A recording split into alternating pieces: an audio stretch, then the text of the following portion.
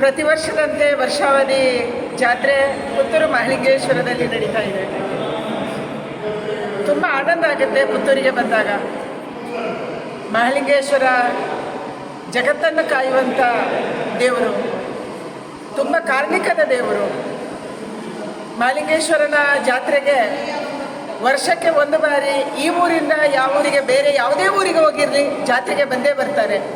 ರಥೋತ್ಸವ ನೋಡ್ತಾರೆ, ಮದ್ದು ಸಿಡಿತ ನೋಡ್ತಾರೆ, ಜಾತ್ರೆ ಗದ್ದೆಯಲ್ಲಿ ಓಡಾಡ್ತಾರೆ.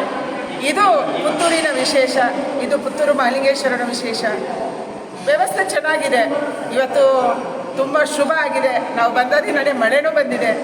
ದೇವರು ನಮ್ಮೆಲ್ಲರಿಗೆ ಹರಸಲಿ, ದೇಶಕ್ಕೆ ಸುಭಿಕ್ಷ ಆಗಲಿ, ದೇಶದಲ್ಲಿ ಒಳ್ಳೆ ಮಳೆ ಮತ್ತು ಬೆಳೆ ಆಗಲಿ. ಇದು ನಮ್ಮ ಮಹಾಲಿಂಗೇಶ್ವರಲ್ಲಿ ಪ್ರಾರ್ಥನೆ. ದೇವರು ಪುತ್ತೂರಿಗೂ ಒಳ್ಳೆಯದಾಗಲಿ, ನಮ್ಮ ರಾಜ್ಯ ಮತ್ತು ದೇಶಕ್ಕೂ ಒಳ್ಳೆಯದಾಗಲಿ ಅನ್ನುವಂಥ ಪ್ರಾರ್ಥನೆಯನ್ನು ಮಹಾಲಿಂಗೇಶ್ವರನಲ್ಲಿ ನಾವು ಮಾಡಿದ್ದೀವಿ. ಒಳ್ಳೆಯ ವ್ಯವಸ್ಥೆ ಆಗಿದೆ, ವಿಶಾಲವಾದಂಥ ಜಾಗ ದೇವಸ್ಥಾನಕ್ಕೆ ಸಿಕ್ಕಿದೆ.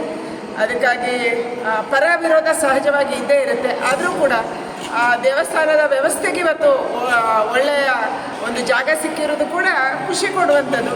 ಬಟ್ ಸಹಜವಾಗಿ ಭಾಳ ವರ್ಷದಿಂದ ಇಲ್ಲಿ ವಾಸ ಮಾಡ್ತಾ ಇರುವವರಿಗೆ ದುಃಖ ಆಗಿರ್ಬೋದು.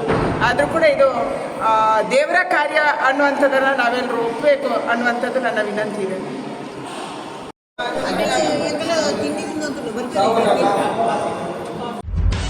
ನಿಖರ ಸುದ್ದಿ, ಸದಭಿರುಚಿಯ ಕಾರ್ಯಕ್ರಮ. ನೀವು ನೋಡ್ತಾ ಇದ್ದೀರಾ ಕಹಳೆ ನ್ಯೂಸ್, ಸಮಾಜದ ಜಾಗೃತಿಗಾಗಿ ವಸ್ತುನಿಷ್ಠ ವರದಿ.